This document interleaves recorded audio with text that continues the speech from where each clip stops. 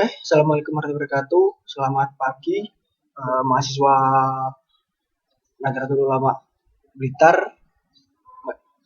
program studi pendidikan olahraga semester 6, penempa mata kuliah metodologi penelitian dan penelitian olahraga. Pada pertemuan kali ini, pertemuan ke-10, saya akan menjelaskan mengenai penelitian kualitatif. Tiga sub bahasan yang akan saya jelaskan adalah potensi penelitian kualitatif, paradigma penelitian kualitatif, dan desain penelitian kualitatif. Awal muasal dari penelitian kualitatif bisa kita brief ke belakang pada pengelompokan ilmu keolahragaan. Jadi ilmu keolahragaan sebagai ilmu yang berdiri sendiri, bersifat multidisiplin. Yaitu multidisiplin artinya terbangun dari beberapa ilmu-ilmu. Batang tubuh ilmu keolahragaan telah dirumuskan melalui seminar lokakarya nasional ilmu keolahragaan yang biasa disebut dengan Deklarasi Surabaya 98. Klasifikasi dalam 4 kategorinya itu meliputi bidang teori yang sudah mapan, yaitu 7 bidang: kedokteran, biomekanika, psikologi, pedagogik, sosiologi olahraga, sejarah olahraga, dan filsafat olahraga. Bidang teori potensial yang dapat dikembangkan di kemudian hari yaitu sport information, theory of sport, facilities and equipment, sports economy, sports political, and sport and law. Subjek spesifikasi olahraga di bidang ada 4 bidang, yaitu movement science, play science, training science, instructional science. Tema umum keolahragaan yang potensial dikembangkan dalam penelitian kualitatif yaitu performance ability in sports, music and movement recreation, sport health, sport with special group, aggression and violence and sport. Tujuh bidang tadi yaitu misalnya kedokteran. Kedokteran adalah ilmu terkaitnya kedokteran. Akar ilmunya adalah dari IPA dan paradigmanya empiris. Kemudian biomekanika adalah biologi, ilmu terkaitnya biologi, fisika, matematika. Psikologi olahraga, bidang ilmu terkaitnya adalah psikologi. Akar ilmunya adalah social behaviorism. Dan paradigmanya adalah fenomenologi. Begitu juga seperti pedagogik dan sosiologi olahraga. Sejarah olahraga dan filsafat olahraga, akar ilmunya adalah hermeneutical normative science, yaitu humaniora. Dan paradigmanya adalah hermeneutik. 5 bidang teori keolahragaan yang potensial, yaitu informasi olahraga, yaitu berhubungan dengan ilmu komunikasi. Dan penjelasannya adalah informasi olahraga kian melimpah. Politik olahraga, yaitu bidang terkait dalam ilmu politik, di mana olahraga sebagai fenomena sosial mengandung aspek yang politis. Kemudian hukum olahraga ataupun sport policy, bisa juga dibilang sport policy, ilmu terkaitnya adalah ilmu hukum. Kemudian penjelasannya adalah bahwa masalah olahraga dalam konteks administrasi dan birokrasi yang berkaitan dengan hukum semakin meningkat dan semakin kompleks. Dalam artian di sini olahraga yang semakin populer, olahraga yang semakin profesional, olahraga yang semakin mengkaitkan dengan banyak hal, tentunya membutuhkan suatu legalitas, fasilitas olahraga, dan perlengkapan olahraga. Ilmu terkaitnya adalah arsitek dan engineering. Di Indonesia, fasilitas olahraga memang sudah banyak dibangun. Bahkan stadion-stadion bertaraf internasional sudah dibangun. Namun, jika kita menelisik ke dalam sejarah olahraga, ternyata bangunan-bangunan tersebut terbengkalai sejak lama. Kemudian akan menjadi suatu kerugian yang tidak hanya mengenai berkurangnya partisipan olahraga, tapi juga ekonomi dalam hal membangunnya. Kemudian Indonesia jadi pangsa yang besar dalam perusahaan-perusahaan alat olahraga internasional. Mungkin produk-produk olahraga seperti Nike, Puma, Adidas, dan lain-lain sangat populer di Indonesia. Ekonomi olahraga, ilmu bidangnya adalah ekonomi. Ekonomi sebagai suatu ideologi dan olahraga potensial untuk ikut mendorong pertumbuhan ekonomi, termasuk pembangkitan pendapatan. 4 subjek spesifikasinya yaitu ilmu gerak, ilmu bermain, ilmu pelatihan, dan desain instruksional. Akar ilmu dari movement science adalah dominan natural of science dan paradigmanya adalah empiris. Teori bermain didominasi oleh social behavioral of science, di mana paradigmanya adalah fenomenologis hermeneutikal. Kemudian training science, multidisiplin, lintas disiplin, dan interdisiplin. Hampir semuanya dari 4 bidang ini adalah multidisiplin, lintas disiplin, dan interdisiplin. Pada ilmu kepelatihan, akar ilmunya adalah natural science, social behaviorism, dan hermeneutikal. Kemudian paradigmanya juga melalui 3 tahap ataupun 3 bagian, yaitu empirik analitis, interpretasi, dan hermeneutikal. Desain instruksional ataupun pengajaran lebih ke natural science, lebih ke social behaviorism, lebih ke hermeneutikal. Instructional science lebih hampir mirip ke kepelatihan. Orientasi tema sentral dalam pemetaannya yaitu bidang performa dan kemampuan beradaptasi olahraga, musik dan gerak, olahraga dan rekreasi, olahraga dan kesehatan, olahraga dan kelompok khusus, olahraga dan media massa, dan agresi dan kekerasan dalam olahraga. Kemudian upaya penelitian yang dapat dikembangkan dalam ilmu keolahragaan seperti yang saya jelaskan tadi, yaitu pendekatannya bisa multidisiplin, bisa lintas disiplin, dan bisa interdisiplin. Di mana misalkan bagian-bagiannya adalah fisiologi, sosiologi, psikologi, biomekanika, sejarah, dan lain-lain. Jika lintas disiplin, mungkin bisa dikatakan A bisa dengan B, B bisa dengan C, C bisa dengan D, A bisa dengan D. Seperti penjelasan di PowerPoint ini. Kemudian interdisiplin adalah bagaimana hampir semuanya itu berkaitan. Kemudian potensi penelitian kualitatif dalam pengembangan ilmu keolahragaan.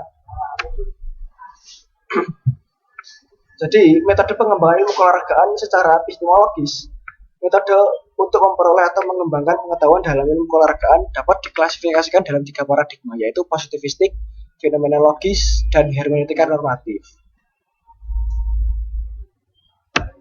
Kemudian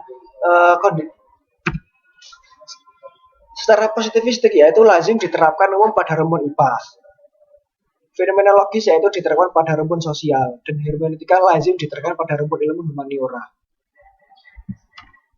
Kemudian kondisi penelitian saat ini yaitu jadi menurut Prof. Toho Khalid Muthohir, Profesor dari UNESA mengatakan bahwa kondisi penelitian saat ini di Indonesia itu pengembangan sejak deklarasi 98 sudah menunjukkan adanya kemajuan, tetapi belum maju seperti yang diharapkan. Jadi masih bersifat mikroskopik dan elementer. Pendekatan masih didominasi kuantitatif dibandingkan kualitatif. Masih univariat dengan multivariat. Belum terarah dan sistematis, dan masih penelitian belum termanfaatkan. Hasil penelitian belum termanfaatkan. Potensi penelitian kualitatif dalam pengembangan ilmu keolahragaan. Misalkan metode penelitian kualitatif semakin digunakan dalam bidang kesehatan dan sains. Di luar negeri sangat berkembang, sementara di Indonesia masih relatif kurang. Pendekatan kualitatif lebih sesuai untuk penelitian IKOR, bidang social behaviorism science dan humanistic science. Kemudian dapat menangkap esensi makna, konteks, fenomena yang tidak terantisipasi proses penjelasan dan konstruksi teorinya.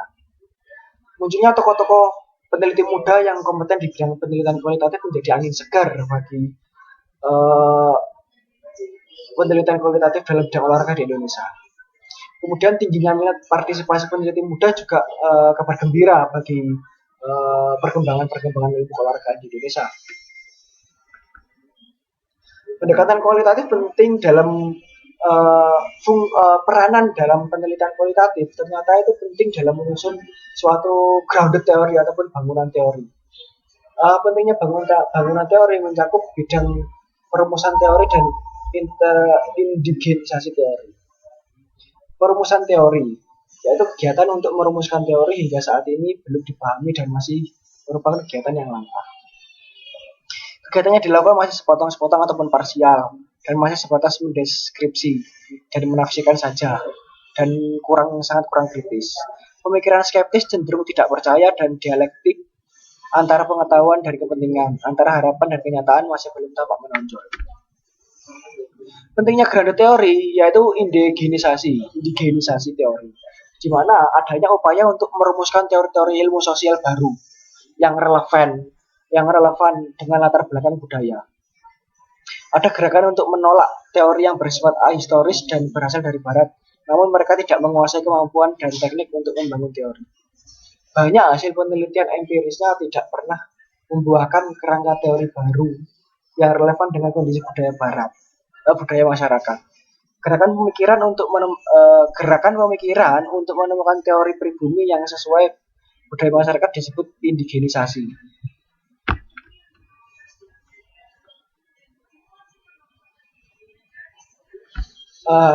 Dapat dipahami bahwa grounded teori ataupun teori construction itu bisa diartikan sebagai proses berpikir untuk menemukan suatu abstraksi dari kategori-kategori, kemudian menghubungkan di antara beberapa kategori tersebut. Teori dijelaskan explanation of some aspect of practice that permits the research to draw inference about future event, yaitu bahwa teori itu akan menjelaskan aspek-aspek yang terjadi pada suatu penelitian dan menggambarkannya di masa yang akan datang. Analisis datanya yaitu perceiving, comparing, contrasting, aggregating, ordering, stabilizing, dan relationship and speculating. Kemudian perbandingan antara penelitian kualitatif dan kuantitatif.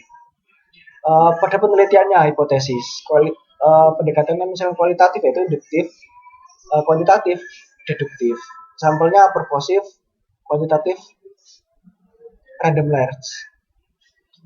Kemudian settingnya kualitatif natural, kuantitatif di laboratorium. Pengambilan datanya kualitatif primary instrumen ataupun instrumen sendiri. Kemudian kualitatif adalah objektif instrumen. Desainnya kualitatif lebih fleksibel, kuantitatif sudah harus ditentukan.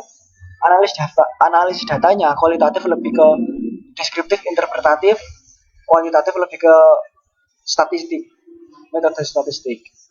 Pertanyaannya, kualitatif lebih ke mengapa, kalau kuantitatif ke siapa, ke apa, di mana, dan kapan. Tema riset dalam bidang keolahragaan. Positivistik paradigma bisa dikatakan belum mati, masih hidup dan penggunaannya bergantung masalah yang diteliti. Positivisme dapat diartikan sebagai aliran filsafat yang ditandai dengan penilaian yang sedemikian positif terhadap ilmu dengan metode ilmiah. Penggunaannya sangat kuat sekali pada abad ke-20 sejak terbentuknya Vienna Circle, yaitu sekuler, abstraksi, interpersonal, dan saintifikasi. Paradigma sebuah perspektif bagaimana memandang dunia yang nyata dan kompleks, yaitu peneliti pada objek formal. Kemudian pada yang dicari yaitu kebenaran, di mana kebenaran empiris. Klaim hal teruji berdasarkan makna data. Kebenaran kedua, kebenaran logis, yaitu secara logis atau matematik konsisten dengan pengetahuan lainnya. Dan kebenaran ketiga yaitu kebenaran etika, berbuah selaras dengan etika moral atau standar perilaku. Ini diutarkan oleh Prof. Rusli Witan pada tahun 2020. Kemudian pendekatan kualitatif dalam ranah fenomenologis menurut Witan itu pernah diteliti oleh Charles Setiawan pada tahun 2015 mengenai makna aktivitas fisik yang dilakukan oleh pemuda imigran di Amerika, yaitu adalah hasil dari disertasi Pak Charles Setiawan. Hubungan intersubjektifnya yaitu peneliti berperan sekaligus instrumen, yaitu sebagai pewawancaranya itu tadi. Kemudian fenomena keolahragaan dan setting Indonesia imigran. Jadi imigran Indonesia yang melakukan aktivitas fisik di Amerika itu nanti maknanya seperti apa? 3 tahap analisisnya yaitu horizontal, textual, structural description, dan the essential physical of experience. Ini dikutip dari Mustaskas tahun 94. Pada abad kemudian yaitu penelitian dari Prof. Rusli Lutan sendiri, yaitu abad ke-21, yaitu era saintifikasi layanan jasa bidang keolahragaan, integrative approach, di mana jasa dalam ilmu keolahragaan itu lebih disaintifikasikan, di mana komponen profesionalnya konkuren, area bersubdisiplin ilmu, harus profesionalnya terkait menuju masa depan. Nah, kemudian penelitian olahraga sebagai instrumen pembangunan, yaitu bisa berorientasi pada bagaimana olahraga dipromosikan dan diberdayakan untuk membangun pribadi, masyarakat, bangsa dalam kerangka nation and character building. Menurut Prof. Tohu, penelitian kualitatif itu dapat diimplementasikan untuk mengeliminasi dan pada area olahraga, di mana untuk meningkatkan pemahaman kita dalam fenomena-fenomena olahraga pada dunia nyata kita. Strateginya bisa kuantitatif, bisa kualitatif, bisa multi metode. Penelitian kualitas pembelajaran pengajaran dalam penjas orkes, yaitu bisa mengenai karakter, bisa mengenai dimensi, bisa mengenai faktor-faktor kesuksesan, bisa mengenai iklim belajar ataupun media pembelajaran, bisa metode atau model pembelajaran, sikap terhadap penjas orkes, dan motivasi belajar. Penelitian olahraga sebagai instrumen pembangunan bisa mengarah pada pengaruh penjas dalam pengembangan watak dan pribadi, bisa pengaruh penjas dalam pengembangan kesehatan dan kebugaran, bisa pengaruh penjas dalam pengembangan gaya hidup, bisa kontribusi olahraga dalam menyiapkan generasi muda, kaitan antara olahraga dan ekonomi, kaitan antara olahraga dan sikap toleransi, optimalisasi fungsi dan sosialisasi integritas olahraga dalam konteks persatuan, ataupun pengaruh olahraga terhadap pengembangan keterampilan hidup dan makna olahraga terkait kenakalan remaja. Kemudian paradigma dalam penelitian, di mana secara epistemologis ada objektivisme, ada konstruktivisme, dan subjektivisme. Dalam perspektif teori, objektivisme adalah lebih ke pandangan positivistis, dengan metodenya lebih ke eksperimen dan metodologinya lebih ke eksperimen dan metodenya lebih ke analis statistik. Di mana secara konstruktivisme lebih ke perspektif interpretasi dengan metodologinya survei, kemudian metodenya sampling. Dalam interpretatif itu adalah ada interaksional simbolik, ada fenomenologi, ada hermeneutik, di mana metodenya bisa etnografi, fenomenologi, bisa grand teori, bisa action research, dan analisis wacana. Positivisme dalam paradigmanya sebuah aliran keilmuan yang meyakini bahwa suatu kebenaran adalah suatu yang disandarkan pada sesuatu yang benar dan positif. Jadi pembenaran itu harus didasarkan pada suatu teori, di mana harus benar-benar positif, terukur, dan tereksperimentasikan. Positivisme tidak bermakna faktual dan bukan normatif. Sesuatu yang tidak faktual dan tidak bisa dianggap pengetahuan. Pengetahuan yang tidak faktual dianggap meaningless ataupun bermakna kecil. Pengetahuan harus mempunyai objektif yang universal. Kebenaran yang bersifat subjektif tidak pantas disebut sebagai pengetahuan, dan mengkritisi perspektif fenomenologi. Akan meyakini das Ding an sich. Post-positivisme yaitu secara nyawa epistemologis masih menggantungkan pada nafas objektivisme. Akan tetapi ia mempertahankan peran sentral objektivitas, keakuratan, dan validitas di dalamnya. Itu adalah menurut Gropi. Di antara para peletak dasar positivisme adalah Karl Popper dengan gagasan falsifikasinya. Popper mengkritik tentang bagaimana metode ilmiah masih menyisipkan prinsip logis non-empiris. Meskipun seorang peneliti sudah berusaha seempiris mungkin.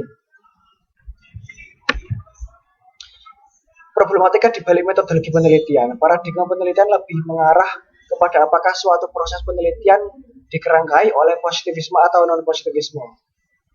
Kroki menegaskan bahwa persoalannya antara positivisme dan non-positivisme, bukan kuantitatif melawan kualitatif.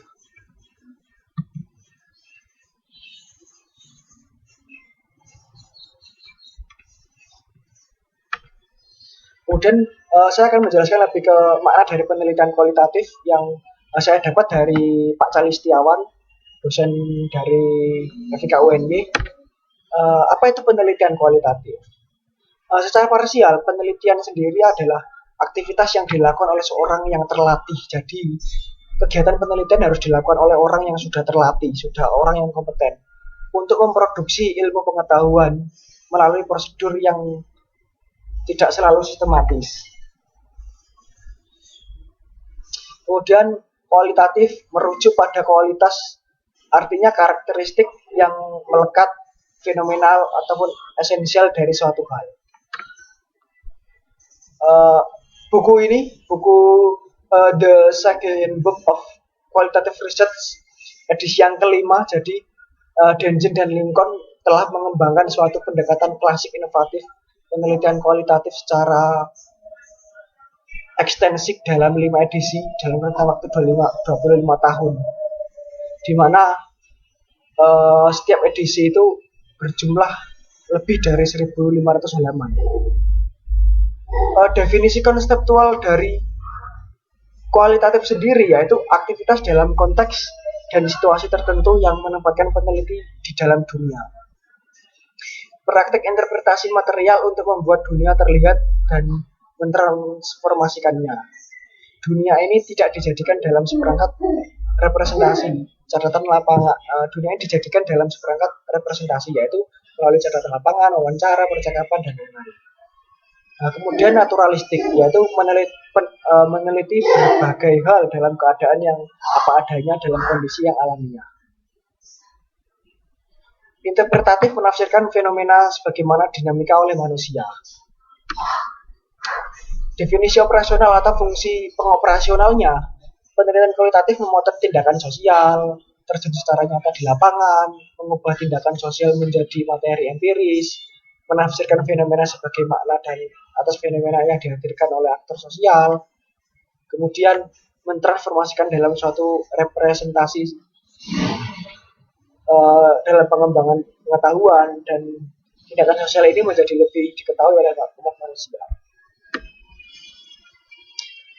Pak Cali sendiri mengatakan bahwa metafora atau perumpamaan dalam penelitian kualitatif itu layaknya bricolage, yaitu istilah dari kesenian di Prancis yang mengatakan bahwa bricolage itu konstruksi atau kreasi suatu karya dari berbagai macam barang bekas yang tersedia di sekitaran kita. Mungkin bisa seperti ini gambarannya, bahwa bisa seperti gambarnya Albert Einstein ini. Jadi gambar Albert Einstein ini bisa dirangkai dari berbagai barang rongsokan. Nah, kualitatif, penelitian kualitatif itu tidak saklek pada hanya satu data. Kualitatif itu bisa dengan banyak data. Penelitian kualitatif sebagai prosedur brikuler memproduksi suatu bricolage, yakni seperangkat representasi yang dirangkai dari berbagai ragam kepingan untuk dipasang pada bagian dari suatu situasi yang kompleks.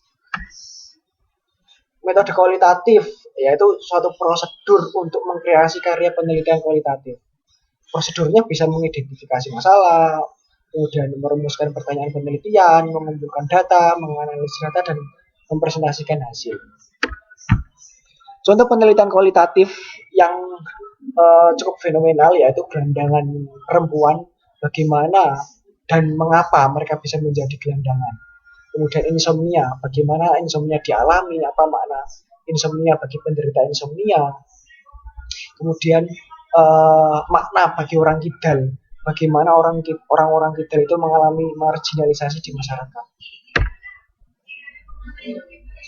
Penelitian kualitatif juga sudah semakin eksis di Indonesia dengan dalam bidang pendidikan olahraga dan jasmani.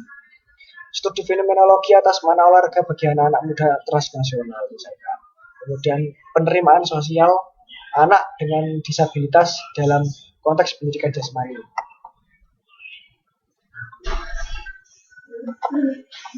Kemudian ada ekologi pengembangan bakat olahraga, studi kasus di PB Jarum. Ini adalah penelitian dari rekan saya dulu waktu di Jogja. Dia meneliti mengenai ekologi pengembangan bakat olahraga di klub PB Jarum di bulu tangkis. Pengalaman dan makna pengabdian oleh guru penjas di daerah tertinggal, terluar, dan terdepan, yaitu guru di SMT. Kemudian ada lesbianisme di kalangan mahasiswa perempuan ilmu olahraga. Ataupun yang cukup terkenal di kalangan penelitian olahraga adalah identitas hooliganisme. Studi kasus pada sosialisasi identitas kekerasan dalam bonek. Kemudian pendekatan penelitian dalam kualitatif, yaitu ada pendekatan narasi, ada fenomenologi, ada grounded teori, ada etnografi, dan studi kasus. Narasi, yaitu menggambarkan cerita dalam suatu penelitian sebagai suatu penelitian. Di sini naratif inquiry, yaitu studi interdisipliner untuk menghasilkan dan menganalisis cerita tentang pengalaman hidup. Kemudian memfokuskan pada 1-2 individu saja, mengumpulkan data tentang cerita mereka, melaporkan pengalaman individu tersebut. Jadi, misalnya seperti ini, kamu akan menceritakan mengenai 2 orang, kamu mewawancara 2 orang ini. 2 orang ini adalah aktivis lingkungan di daerah rumah saya.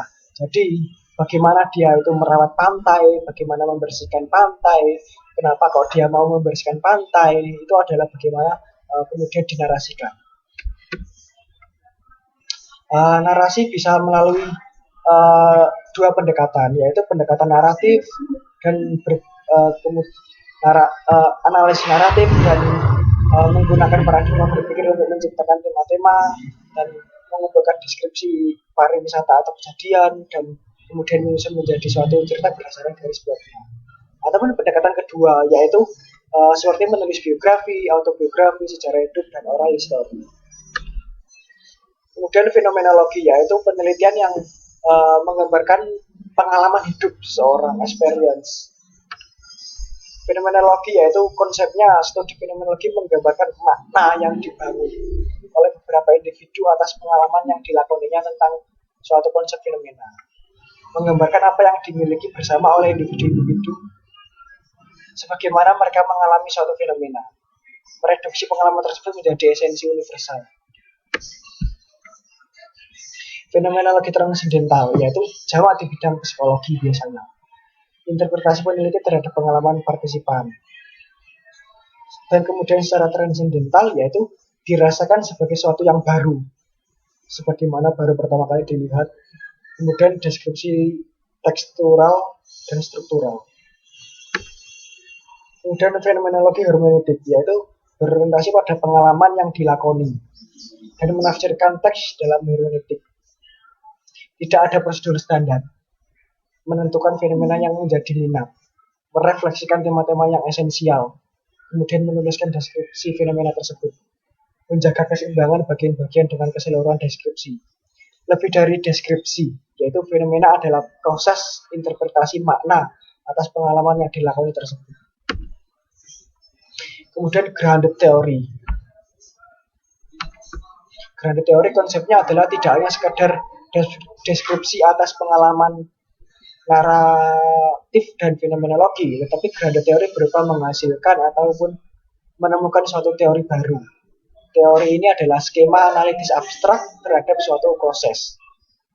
Pengembangan teori dapat menjelaskan praktek atau menyediakan kerangka untuk riset selanjutnya. Teori tidak didapat dari buku, melainkan dihasilkan dari grounded akar pada suatu data. Jadi teori itu muncul dari data yang kalian cari ataupun kalian kumpulkan.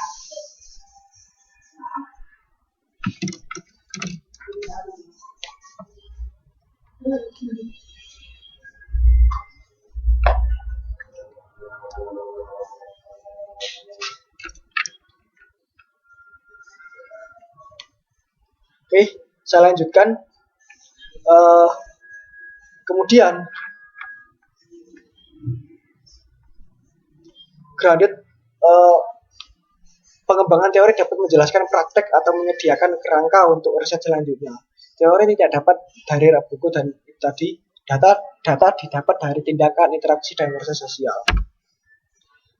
Grounded teori dengan tipe studi naratif, yaitu peneliti secara sistematis mengembangkan teori yang menjelaskan proses, tindakan, dan interaksi. Kemudian sampling teori, perbandingan konstan zigzag, kemudian open coding, axial coding, selective coding, dan lain-lain. Grounded teori dengan studi naratif, yaitu pendekatan konstruktivis, menekankan pada keanekaragaman bahasa lokal. Metode yang fleksibel, teori yang dihasilkan tergantung pada pandangan peneliti, pengalaman, jaringan, relasi, dan situasi. Menfokuskan pada pandangan, nilai, keyakinan, perasaan, dan asumsi.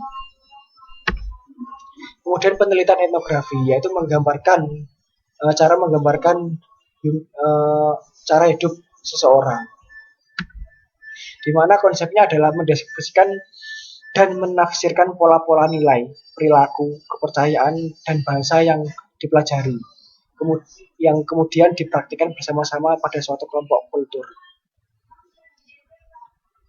Observasi partisipatif, jadi peneliti harus tenggelam langsung ataupun berhubungan langsung, kemudian berpartisipasi aktif dalam kehidupan sehari-hari pada masyarakat yang diteliti. Kemudian tipe-tipe etnografi bisa etnografi realis, yaitu seperti adanya jarak antara peneliti dan yang diteliti, potret situasi kultural yang objektif, melaporkan fakta, menggunakan kategorisasi standar. Kemudian etnografi kritis, bisa peneliti mengadvokasi emansipasi bagi mereka yang terpinggirkan, ataupun mengkritisi tindakan dan dominasi. Penelitiannya syarat dengan nilai dan memberdayakan mereka yang lemah. Fokus studinya adalah isu-isu kuasa, pemberdayaan, ketidakadilan, ketidaksetaraan, dominasi, dan lain-lain. Kemudian case study ataupun studi kasus, yaitu studi terhadap isu-isu dalam suatu atau beberapa kasus dalam sistem yang mengikat. Detail pengumpulan data yang lebih mendalam, multi sumber informasi, observasi, wawancara, dan materi-materi cetak, audiovisual, laporan, dan dokumen. Apa yang dilaporkan? Deskripsi kasus dan tema-tema yang berisi tentang kasus. Tipe-tipe studi kasus yaitu satu kasus, misalkan dimulai dari satu isu, kemudian menentukan satu kasus yang mengikat untuk mengilustrasikan isu tersebut. Multi kasus bisa beberapa kasus yang ditentukan untuk mengilustrasikan suatu isu, ataupun studi kasus intrinsik, yaitu fokus pada kasus itu sendiri. Beberapa penjelasan saya tadi yang mengenai potensi-potensi dalam ilmu keolahragaan bisa dicari di International Character of Physical Education, di Dicora 2003, bisa Komisi Disiplin Ilmu Keolahragaan tahun 2000, kemudian Panitia Seminar Lokakarya tahun 98 di Surabaya. Oke, itu adalah penjelasan dari saya mengenai penelitian kualitatif. Terima kasih. Jika ada yang ditanyakan atau didiskusikan, silakan memberikan komentar di kolom yang sudah tersedia. Terima kasih. Assalamualaikum warahmatullahi wabarakatuh.